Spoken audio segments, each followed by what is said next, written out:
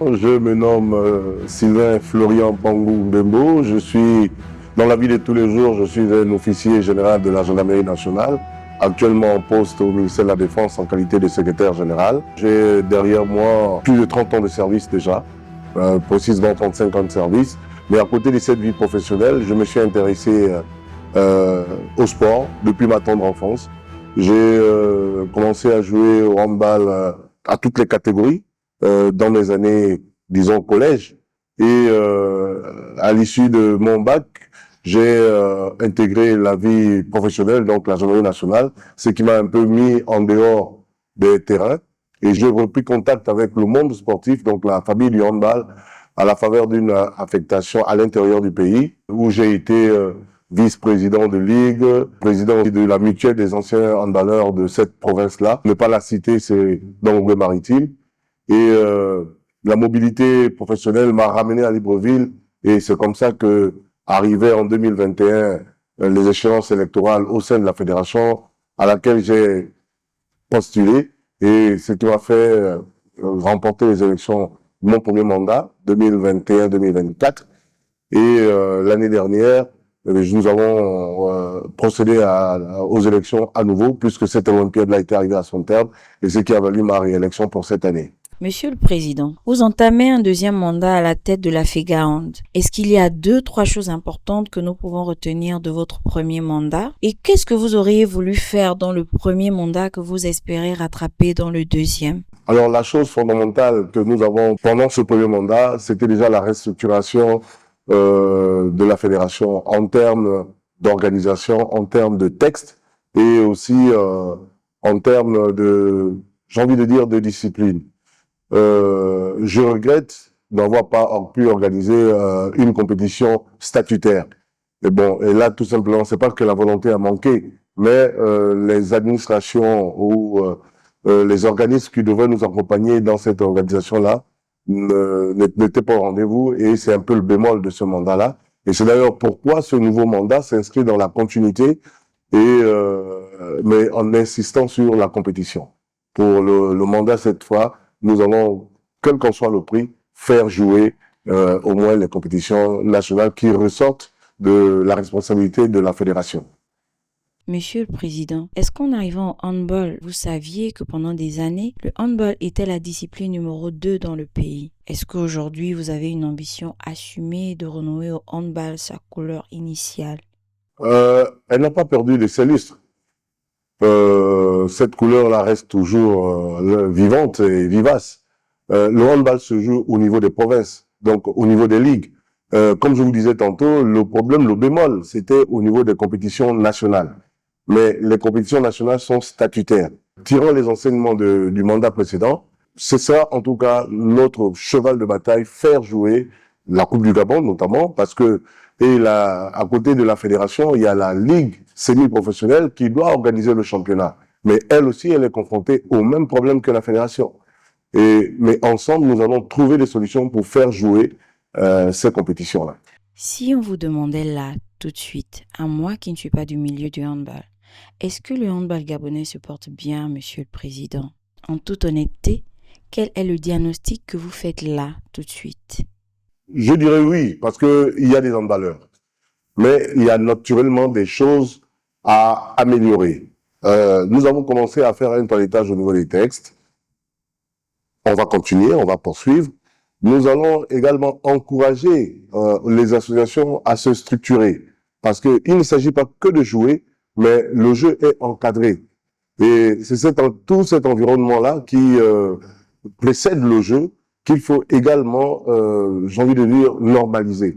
Et c'est du ressort de la fédération de faire ces choses-là. Mais on ne peut pas les faire seul, on le fait avec tous les acteurs, avec toutes les parties prenantes. Et c'est l'occasion pour moi d'appeler l'attention des ligues et des responsables des associations sportives pour dire que nous devons ramer dans le même sens pour que le dynamisme que nous voulons impulser soit retrouvé ou que nous y arrivons. Parlons d'une compétition statutaire qui a été pendant des années la compétition référence dans le pays, la Coupe du Gabon. Pensez-vous qu'on va pouvoir la retrouver très prochainement? Cette année, quand aura-t-elle lieu?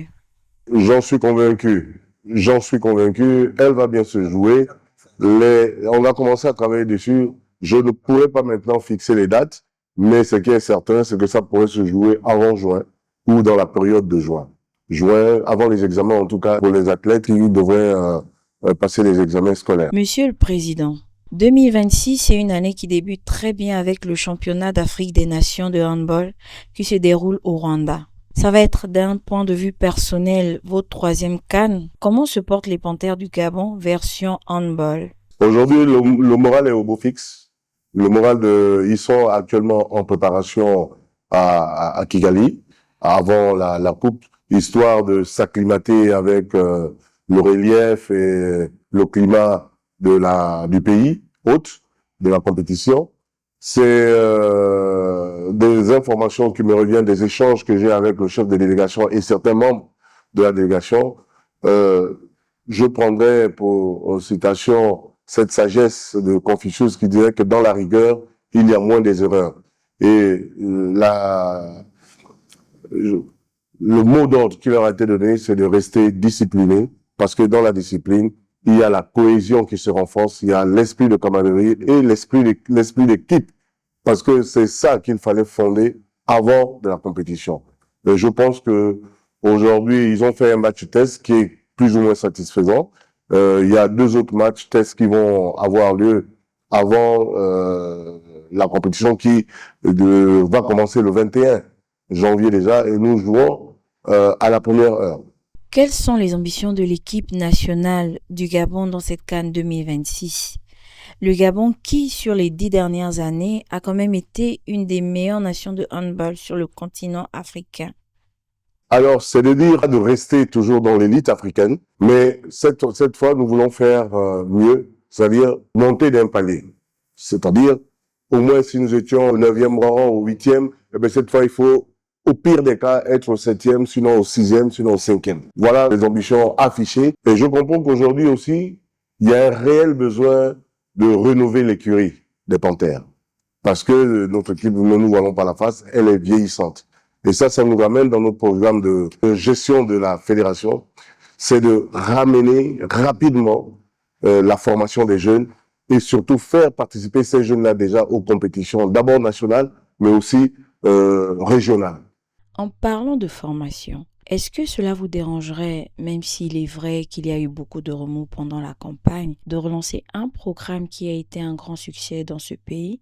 D'ailleurs, en partie financé par CAB, mais surtout à l'initiative des anciens de la Fédération pour la formation, le fameux pôle cadet. Est-ce que cela vous dérangerait de reprendre une initiative comme celle-là qui a été un grand succès dans le pays? Ah ben non, tout au contraire. Voici un projet qui devait s'inscrire dans la durée. On ne comprend pas pourquoi ce projet-là n'a pas continué, parce que justement pour assurer la continuité dans la relève de l'élite, mais il faut commencer par préparer la jeunesse. Hein? Ça, en tout cas, c'est une des actions dans lesquelles nous allons nous y atteler. Et à ce sujet, la Confédération africaine de handball, de même que la Fédération internationale de handball, sont disposées à nous accompagner en termes de dotation de matériel. Encore faut-il que nous leur présentions le projet bien monté, ce qui va nécessiter aussi une collaboration avec le ministère de l'Éducation nationale. Cette équipe des Panthères qui va disputer la CAN dans quelques jours, a-t-elle suffisamment de talent pour rêver grand et y a-t-il des joueurs qui sortent du lot? Cette équipe, à votre avis, va-t-elle pouvoir faire vibrer les quelques Gabonais qui vivent à Kigali et qui viendront regarder les matchs du Gabon? Alors, individuellement, je dirais non, mais c'est plutôt le collectif que l'équipe devrait dégager. Et c'est tout l'intérêt justement de la campagne actuelle, donc la mise au vert. C'est de vraiment créer une équipe. Parce que le terme équipe même veut dire c'est la composition de plusieurs éléments qui participent à atteindre un même objectif. Et là, quand on saura que tous rament dans le même sens pour atteindre l'objectif que je vous ai évoqué tantôt, là, je pourrais dire que oui, c'est assez intéressant. C'est cet exemple-là qu'il faut qu'ils donnent à ceux qui n'ont pas effectué le déplacement pour que demain, eux aussi, rêvent à intégrer la tanière. Avant de terminer, on dit souvent que pour avoir une très bonne équipe au handball, il faut avoir un très bon entraîneur. Le Gabon a eu Jackson Richardson il y a pas longtemps. Il y a quelques jours, vous nous avez annoncé la signature d'un entraîneur marocain qui, apparemment, s'est volatilisé dans la nature. Il y a désormais à la tête de la sélection du Gabon un entraîneur nigérien qui connaît visiblement bien le Gabon, car il a entraîné le club Phoenix. Que s'est-il passé pour que l'entraîneur marocain ne dirige plus la sélection du Gabon et ne signe pas le contrat que vous lui avez proposé? Alors, en toute sincérité, la fédération n'a pas les moyens. Et c'est une exigence de l'IHF et de la CAB que chaque entraîneur qui doit coacher une équipe qui participe qui est inscrite à ces compétitions devrait avoir une licence A. Une licence A, IHF. Malheureusement, à ce jour, notre pays ne dispose pas de cette ressource-là. Donc, on est obligé de référer à l'étranger pour avoir quelqu'un qui réponde aux exigences de la fédération. Mais pour corriger ce besoin, nous avons inscrit certains compatriotes à suivre ce cycle de formation de l'IHF. Le plus capé aujourd'hui est à la licence B. On espère que l'année prochaine, à l'issue de la CAN, il pourra participer à une formation pour atteindre le niveau licence A. À partir de cet instant, on aura au moins un compatriote qui pourrait s'asseoir sur le banc. Mais c'est l'occasion pour moi d'inviter les entraîneurs à s'arrimer à cette exigence de l'IHF. Si aujourd'hui, on nous impose cela dans les compétitions continentales, mais imaginez demain quand un club gabonais aille participer à la Coupe d'Afrique des clubs champions ou à la Coupe d'Afrique des vainqueurs de coupe. Quel est le compatriote qui devrait accompagner cette équipe-là? D'autant plus que c'est une exigence qui va s'imposer même au club. Donc, à terme, ce que nous, fédération, pour que les clubs participent à nos championnats, il faudrait qu'on exige aussi à ces clubs-là d'avoir des entraîneurs qui répondent à ces exigences-là. Monsieur le Président, revenons à la question initiale. Qu'est-ce qui s'est passé avec l'entraîneur marocain et comment avez-vous fait le choix de l'entraîneur nigérien? Alors, le Marocain, il nous a clairement signifié que, au regard des délais de préparation qui lui étaient courts et n'ayant pas la garantie il avait voulu être payé en avance. Nous n'étions pas en capacité de le lui rassurer. Il a dit, bon, écoutez, mieux vaut que on n'ait pas à débattre, à discuter, parce que quand c'est comme ça, on se retrouverait au tribunal arbitral. Avec l'affaire Richardson, le Gabon a-t-il désormais mauvaise réputation qui pousserait à croire qu'on a du mal à payer ses sélectionneurs? Deuxième question, le Gabon a-t-il définitivement soldé la dette de la légende Jackson Richardson? En tout cas, les dispositions sont en train d'être prises pour que cette dette soit soldée. Mais encore une fois, c'est pas la fédération qui paye. Nous cherchons les compétences. Après, c'est à la tutelle de payer. Les arrangements que la tutelle peut faire avec celui-là, cet entraîneur-là, ne passent pas par nous. Nous ne regardons que les aspects techniques du candidat. Monsieur le Président, avez-vous fait le point avec votre tutelle et notamment le nouveau ministre des Sports sur la question de sélectionneur national? Parce que en football, le sélectionneur national est payé par l'État. Alors, pourquoi dans le handball avez-vous autant de difficultés à avoir un entraîneur de qualité et normalement payé? Surtout que l'équipe nationale de handball a souvent produit de très bons résultats. En plus du fait que le handball est une des disciplines sportives les plus pratiquées dans le pays. Les mesures sont en train d'être prises dans ce sens. Quel sens, Monsieur le Président? Dans le sens où il faudrait qu'on ait des entraîneurs locaux qui soient capés, qui répondent aux exigences des instances faîtières qui animent notre discipline sportive.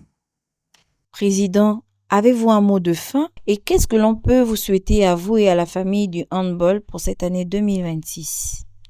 Alors, le mot de fin, c'est d'inviter la jeunesse à s'intéresser au handball.